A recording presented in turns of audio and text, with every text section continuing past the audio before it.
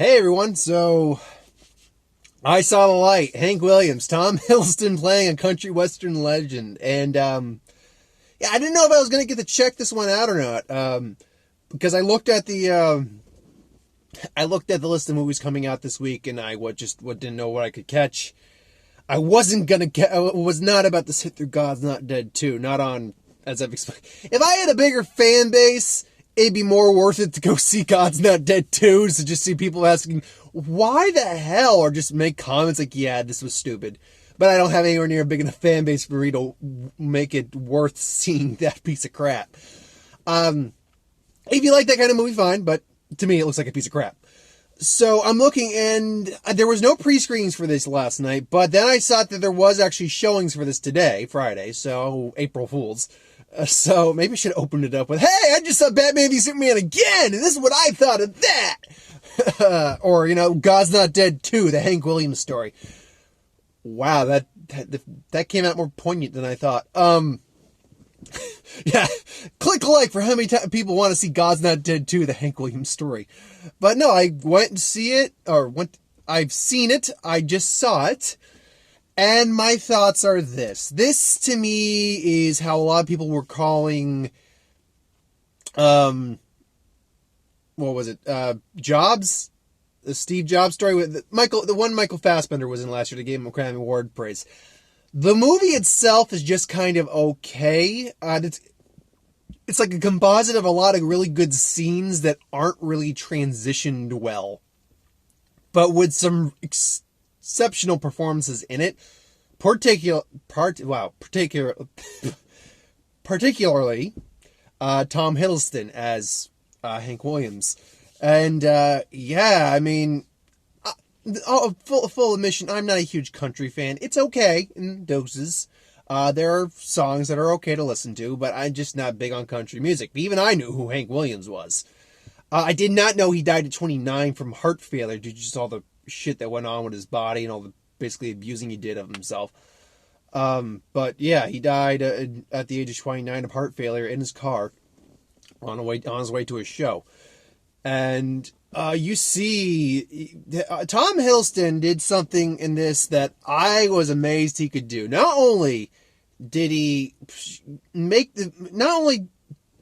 the brilliance of the way he performed his character, and he's the standing achievement of the movie. He really is, because this movie does not work if Tom Hiddleston as Hank Williams doesn't work, and he flippin' works. He is the best part of the movie, because he almost, because I know very little about Hank Williams apart from some of his music, and now knowing he died at a young age.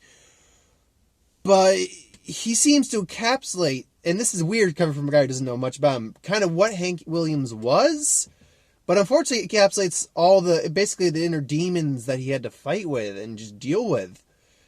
It's a man who was brilliant at what he did, but at the same time was kind of a bastard in many ways, but not all the way his fault. I guess it's weird to be talking about this character because it is a real guy, so I have to be careful what I say, not sound like a misinformed dick or a guy who just doesn't know anything. But assuming he's playing this character at least 80% accurate, Hank Williams was a very tortured individual, but one thing I don't know is, why was he tortured that much? Why did he feel the need to do all that? They never really expressed that, and I don't think anyone really knows why the real Hank Williams did that. But even in the movie, they don't really, I mean, he at one point makes a comment saying he's just, he's a master of messing this shit up. Even telling a woman who he got pregnant, it's like, yeah, I love you, not that way, and I'm going to marry this girl anyway. I mean, he comes off as a bit of a dick, but because he knows he's just a fucked up piece of person, he's just a fucked up individual, you really feel bad the fact that he's that big of a bastard. You don't want to dislike this guy, and at points you do dislike this guy, but at the same time, you hope for good things overall for him because you want to see him just rise up out of it and just, go back to who he was as the musician and as the kind person that it would be as well. This was also weird because Elizabeth Olsen played his first wife, and she's in there for like the vast majority of the movie. And she unfortunately can't sing even I'm listening, it's like, oh, she's not that good a singer. Ooh, I mean, not Elizabeth Olsen maybe isn't a good singer, but the character she's playing is not that good a singer, and it showed. And I'm amazed how Hank Williams rolled, because women even knew he was bad news and shouldn't get involved with him, and they still fucking got involved with him. So this man was a magician of getting the poo. It's just a, hey, good looking, get do. Bring the cooking over here. I can't remember the name, the actual lyrics of the song. Just, the man was a master of getting ass. Whereas that bit people in the ass, particularly his Audrey, I think her name was, because I believe they imply he gave her an STD, something like this, at one point when she's in the hospital. But yeah, I mean, she and Tom Hiddleston together really sell the movie, but the movie is really on the shoulders of Tom Hiddleston. And I gotta give Tom Hiddleston credit. He hides that accent extremely well. I mean, it's being covered over by a different accent, but he hides the accent phenomenally. And I had to really listen when I heard him singing to make sure it was him singing. Because for a while, I'm like, oh, this is him singing. Then I hear one song, I can't remember what it was. Oh, the blues one. Singing Blues or Swinging Blues. I think it was Singing Blues. I could be wrong on that. But then I'm like, no, that sounds like that's the actual Hank Williams voice. Sounds like it's dubbed over. But then I'm listening to it again, it's like, no, wait, no, that sounds like the voice that Tom Hiddleston, sorry, I was on car track. I'm wondering if Mark's going to shut, because Mark didn't see us. Mark's out at the mall. He's meeting up with me later. Because I'm wondering if he's either being dubbed over or singing. I'm listening, I'm like, I mean, yeah, they obviously redubbed him for the, because that's what happens when, little insight having worked on a movie. Dubbing happens on basically every movie. You will say your lines, but they get redubbed over in the studio so people can hear them clearly in the movie, because it won't all come up on camera very well. But some of it will, some of it does. It's just something you do. And when they redubbed him for the music, I'm like, wow. I mean, he sounds really fucking good. Tom Hiddleston's a very good singer, as it turns out. I'm like, I'd listen to an album. I mean, maybe not a country album, but I'd listen to an album done by Tom Hiddleston. So, I mean, that threw me for a loop when I actually realized, no, wait, that actually is him singing. Because it went back and forth. I'm like, is that? No, man, I think that is actually Hank Williams. They just dubbed over him. But no, wait, no, that is Tom Hiddleston. Well, damn. And see, now I have to get into stuff I'm not as big a fan of. The pacing of this movie is just completely weird. It's because it's a biopic, obviously, and he dies at the end, obviously. Now the thing is, they don't. They do it, I believe, as it was shown when he was going to do his performance. The guy who was going to bring him on says, like, I've been in this 20 years. This is the hardest thing I've ever to say. He died in his car on the way here. That's how they actually reveal that he died, not him dying in his car, obviously. But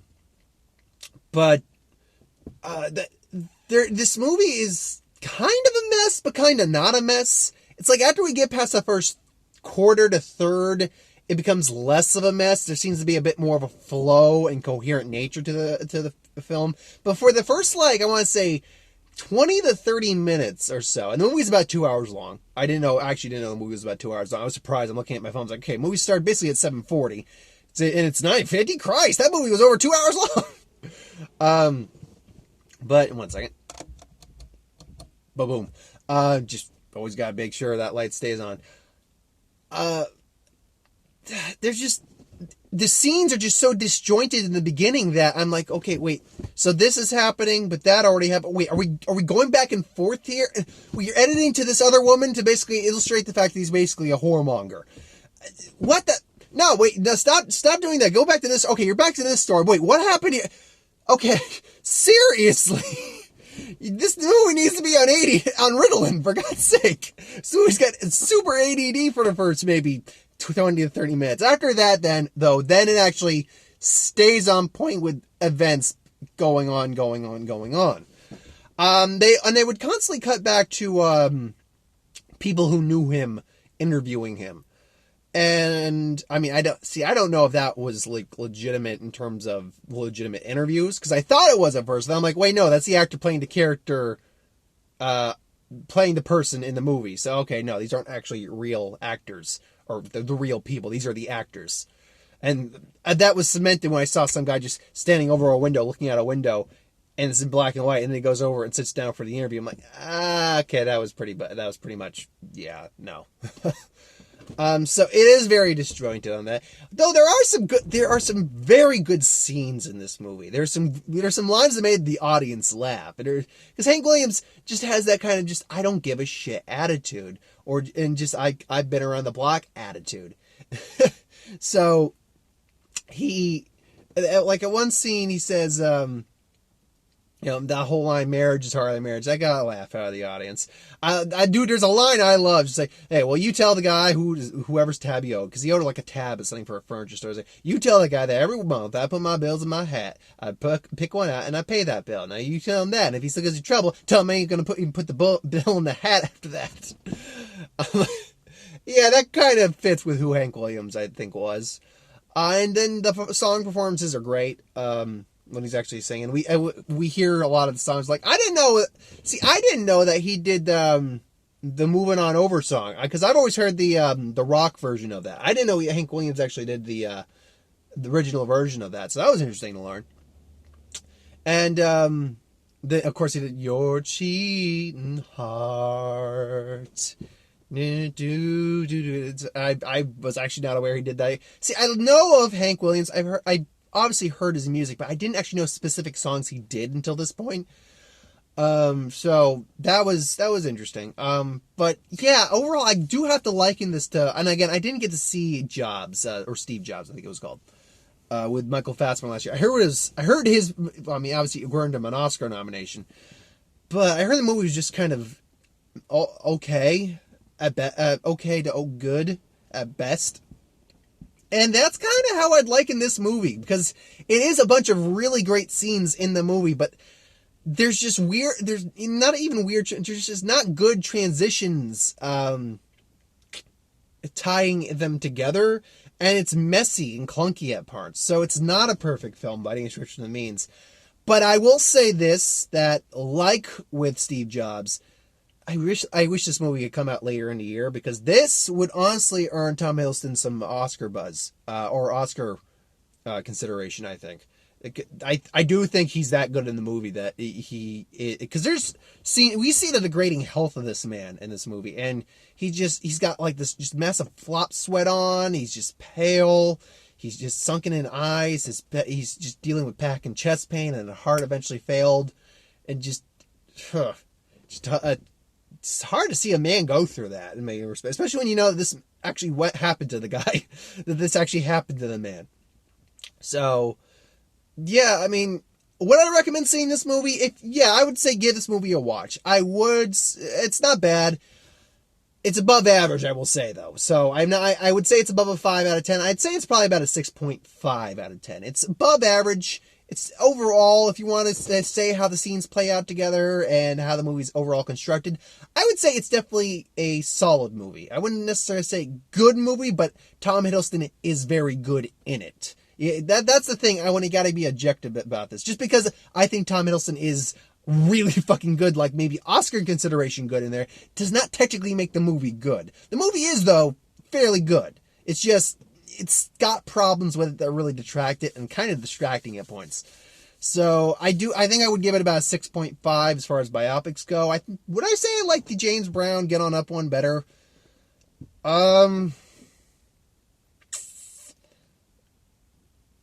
That's tough to say, because they were two different people. And that's a tough one. I think I gave Get On Up about an 8. But of course, the Get On Up I saw over, how long has it been? Over almost 2 years ago now. So like a year and a half ago, I saw Get On Up. So my standards for looking at movies and the quality of the movies have changed a bit. But yeah, I think I would give this about 6.5. Maybe I'd even go to a 7, but that would be pushing it. I think I'll stay at a 6.5 out of 10 for this. But I would say go see it, though. Tom Hiddleston is extremely good. Elizabeth Olsen is extremely good. Which, by the way, that reminds me of the thought I had earlier. It is very weird to see these two as a married couple getting frisky and stuff like that when they play Loki and Scarlet Witch in the Marvel Universe, respectively. So, it is very odd to watch that. I'm like, so that's how this is going to play out in the cinematic universe. No, Vision ain't getting any, no, it's all Loki. The women love the Loki. But, you look at that and you think, if you actually pay attention, I'm like, oh, wait, yeah, they do play those. Okay, this is weird, but okay, whatever. No, they're both extremely good. So, I can remember some of the trailers. I lost my notepad in pencil, unfortunately, when I saw Batman v Superman. I'll have to get another one. But I can remember at least a couple of them. Let's see, there was that one, there was that one. Oh, man. I don't want to talk about that one if I don't have to. Crap. Because I had at least... Oh, okay. Now, I can remember at least 4 of them. And that will do for it. So we got the Meddlers with Susan Sarandon.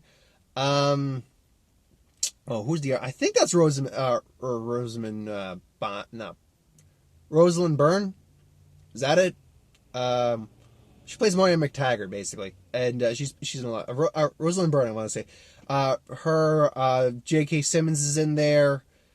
Couple other well-named actors that are escaping my mind. But essentially, Susan Sarandon's husband passes away, and she's essentially kind of lost a little bit, but feels the need to bug her daughter a lot because she's lonely and she's lost and she needs company. So she's constantly kind of bugging her daughter, and it's about her trying to find a life besides that. And she meets, J.K. Simmons is one of the side plots, obviously, and she meets this guy, and J.K. Simmons got this awesome older guy mustache going on. He rides a Harley Davidson, and they're hitting it off a little bit. Reminds me of actually a movie I didn't see, but I saw the trailer for it and actually wanted to see. What was the name of it? I'll See You in My Dreams, I think it was called. I can't remember. Man, why can't I remember? It had... Why am I not blanking on his name? Oh my... Sam Elliott. At least I remembered Sam Elliott's name. And it was, again, a woman who, basically her husband passed away, and she basically kind of was just with her friends, her older, because she's in her 70s or something like that, 60s or 70s. And there's someone behind me, and they are getting right next to you. That's okay. Sorry, the woman was about to get into my car, not realizing that was not her car, because our cars look nearly exactly alike. So that woman's got a minor voice cameo in this review, if you end up hearing her. Anyway, now I look weird because I'm just talking at a camera to this person, but no, she's busy in her car. No, it's the same premise. I like Susan Sarandon a lot. I'm a big fan of Susan Sarandon, actually. I don't see enough of her. I liked her very much in, despite the fact I didn't like the movie. But the one with Melissa McCarthy, why am I blanking out on the name? I did a review for it, for God's sake.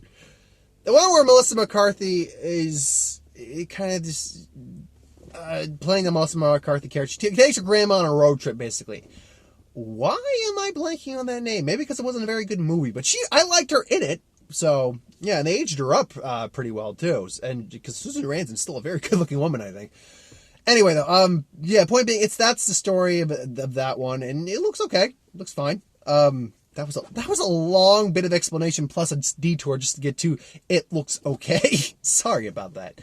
Let's see. The other one. Oh, man. Come on. Okay, now I got him. So the other one, The Big Splash, or A Big Splash. Now that's got Tilda Swinton, Ray Fiennes, and there goes the light. Give it 1 second. I gotta give it 1 second. Come on. Come on. There we go. It has Ray Fiennes, Tilda Swinton, Dakota Johnson, and some guy who's playing Tilda Swinton's boyfriend. Now, Tilda Swinton and the guy, the boyfriend, are obviously rock stars, and they're like doing some sort of getaway. And Ray Fiennes, who is their manager, producer, I'm not sure, a friend at least, and had a previous relationship with Tilda Swinton, comes in with his daughter Dakota Johnson, and it's about basically how he's kind of fucking up their life and the things that get revealed. Like he's still, like he had a relationship with Tilda Swinton, still in love, all that stuff. Dakota Johnson's apparently hitting on the boyfriend, so yeah, that's happening. But it's got a lot of good actors in it, and so if I get a chance, maybe I'll catch it. Let's see, the other two, you know what, I might as well talk about this one. A Hologram for the King again. Now, I got this one a while back before, but I might as well talk about it again. This movie is about 15 years too late. Well, no, let's go back. 20 years too late. It's about 2 decades a little too late for this kind of movie. What I mean by that is, while the movie doesn't look terrible, it's Tom Hanks. He's doing this quirky stuff. It's the Talking Heads, by the way, was designed. You may ask yourself, well, one day you might find yourself without a big house, and you might ask yourself, how the hell did I get here? And then the days go by, and a little bit older. That's a song he's doing. I finally remember that song that was. I believe it's the Talking Heads. I could be wrong. But point being, is that it's got that narration. It's like, he's this stuck-up businessman who never had time for fun, but this summer he will find it with this quirky neighboring woman. It's that voice narrating it through the entire time.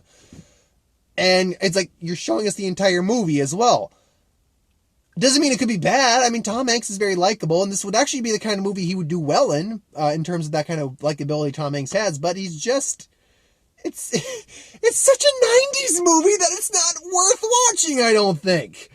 So, fuck it. If there's nothing better that week, which I'm guessing there probably will be, I will go see it. Otherwise, yeah, not seeing it. Then the last one. Now, this one I actually remember hearing about. It's called Lobster. Now, what it is, it's actually a dark science fiction comedy. It's about this society, and I don't know if it's in the entire world or if it's just this like group of people, but essentially you're in a society where they will help you find love. You must find your perfect match, but there's no until you find that person, that synchronistic perfect pair. There's no actual romance, and there is no wait. I just realized that too. That makes no fucking sense. How do you find love when there's no fucking romance involved?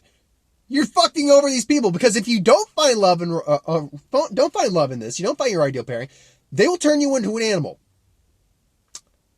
There's no pretense, no nothing. They will turn you into an animal. You at least get to choose what animal you get to turn into.